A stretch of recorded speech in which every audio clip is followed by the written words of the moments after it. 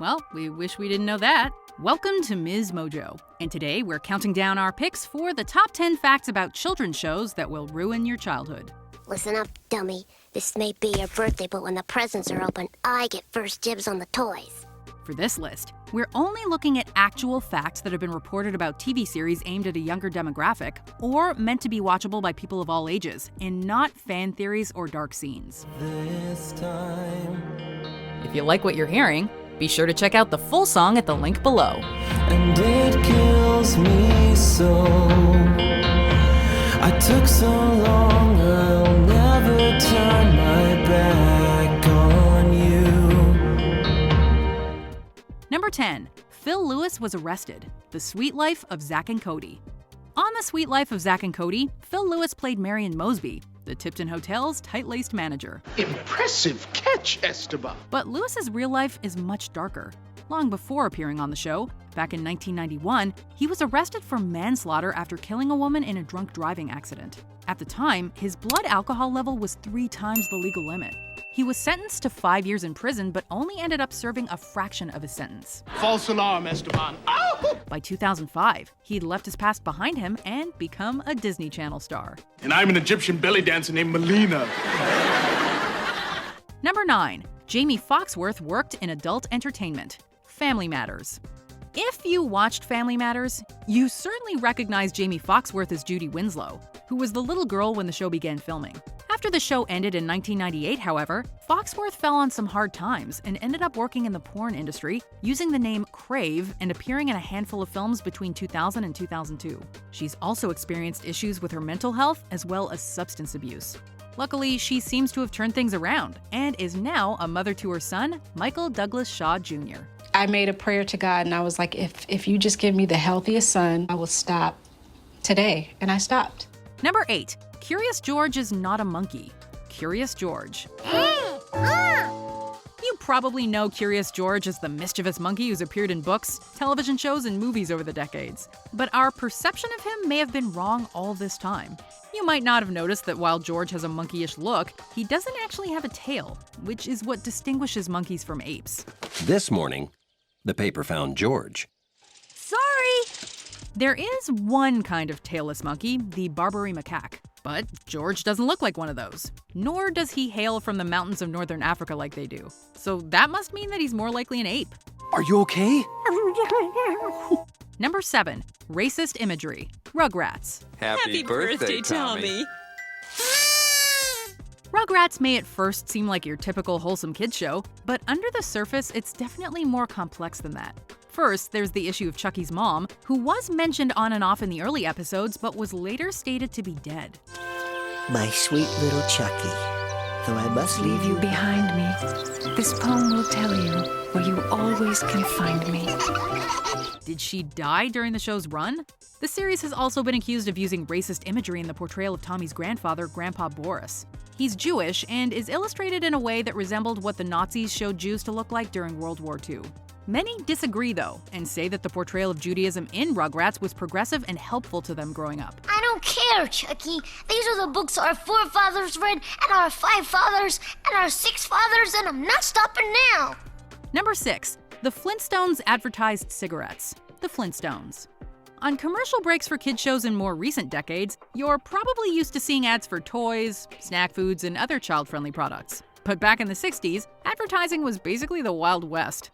The Flintstones wasn't strictly a show for youngsters, and aired during prime time, so the characters were often seen promoting some pretty adult products. While a beer promo was made for its employees only, it's the smoking ads that went mainstream. The Winston cigarette ad seems particularly troubling, but it's important to remember that at that time, perceptions about the dangers of smoking just weren't what they are today.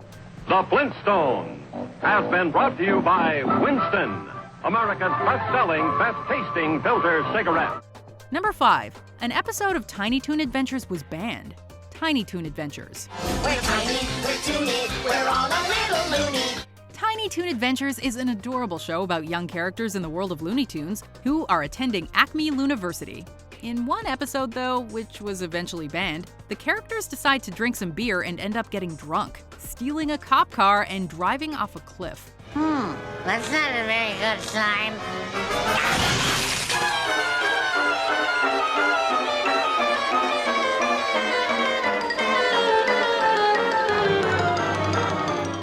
they land in a graveyard and die, going to heaven.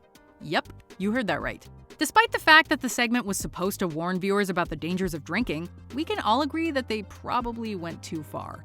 Number 4. Characters were killed for toy sales, the Transformers. Run, Blaster!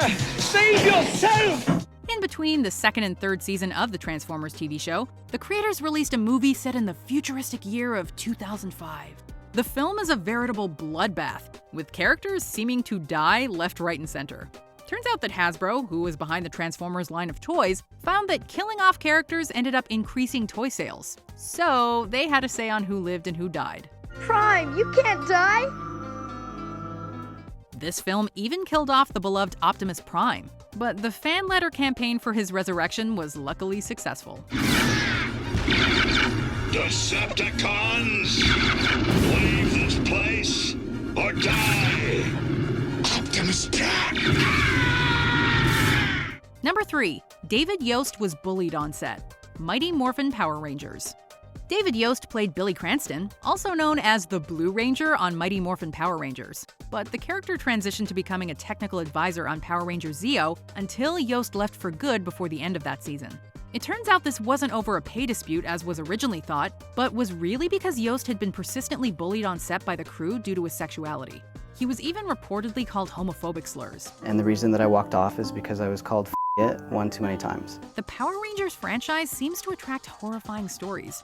Ricardo Medina Jr., who played the Red Wild Force Ranger, is currently serving time for pleading guilty to voluntary manslaughter after his roommate was stabbed to death by a sword. I'm just not good at this.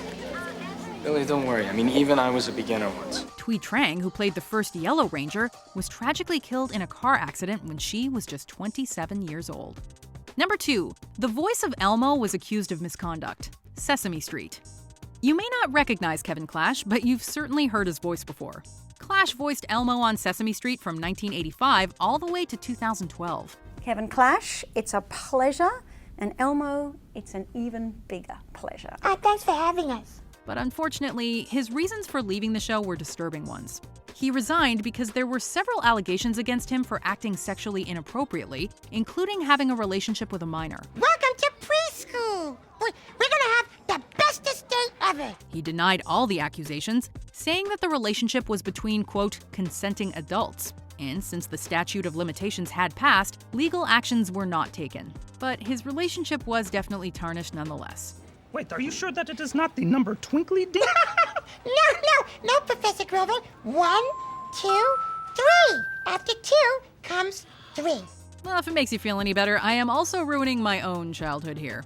Number 1 is very sad, and will almost definitely change the way you look at the show in question. So why don't we learn about a few honorable mentions, and then we'll see our top pick. Bluefus? Bluefus? His name is Blue Regard Q Kazoo, and you know it, Terrence. Take that off! But the costume is too tight to remove.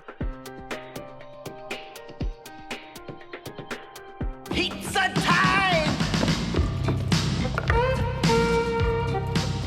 Who had the pepperoni and ice cream? Yeah, I want some of the jelly beans and mushrooms. Yeah, give me a slice of anchovies and peanut butter.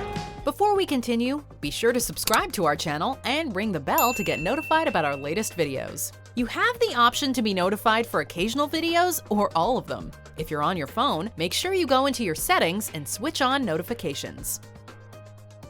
Number 1. The girl who voiced Caillou died at 17. Caillou. Jacqueline Linetsky was the second person to voice the English version of the character Caillou in the Canadian TV show of the same name. Yahoo! She also acted in a number of other animated shows while she was a teen. She began the role of Caillou in 2000 and only continued for 3 years because on September 8, 2003, she was tragically killed in a car accident. She was on her way to work on a live-action acting job in Saint-Césaire, Quebec, when the van she was in lost control and hit a semi-truck. Sadly, she was only 17 years old at the time of the incident. Do you agree with our picks? Let us know in the comments. And hey, if you're a fan of the song playing right now, be sure to check out the music video for it right here.